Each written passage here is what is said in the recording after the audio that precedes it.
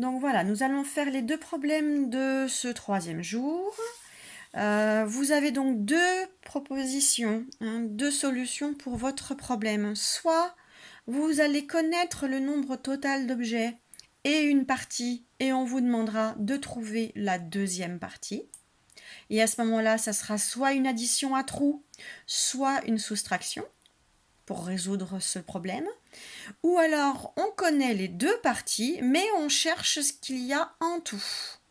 Et là, c'est encore plus facile, il suffira juste de faire une addition et de trouver le total pour résoudre le problème. D'accord ? Je vous rappelle que pour chaque problème, il faudra m'écrire une égalité.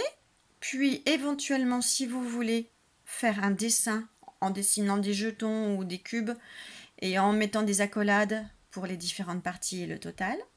Et ensuite, écrire une phrase. Et là, papa et maman peuvent vous mettre des modèles pour que vous puissiez les recopier.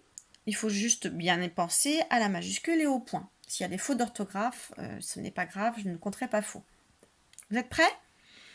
Alors, attention, premier problème. C'est pas parce que je dis premier problème que ça va être automatiquement celui-ci, d'accord ? Vous réfléchissez bien. Là, je vous ai mis les deux propositions, mais les problèmes ne sont pas forcément dans le même ordre. Allez, c'est parti. Problème de gauche. Donc, pour carnaval, les enfants ont fait 19 masques. Dans ces 19 masques, il y a 12 masques de souris et les autres sont des masques de poules. Combien y a-t-il de masques de poules ? Je répète. Pour carnaval, les enfants ont fait 19 masques. Dans ces 19 masques, il y en a 12 de souris et les autres, ce sont des masques de poules.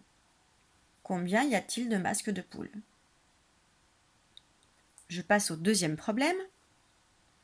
Dans un bouquet de 18 fleurs, dans les 18, il y a 9 tulipes et les autres sont des roses. Combien y a-t-il de roses ? Dans un bouquet de 18 fleurs, il y a 9 tulipes dans ces 18 fleurs. Les autres sont des roses. Combien y a-t-il de roses ? Allez, dès que vous avez fini, vous m'envoyez une photo.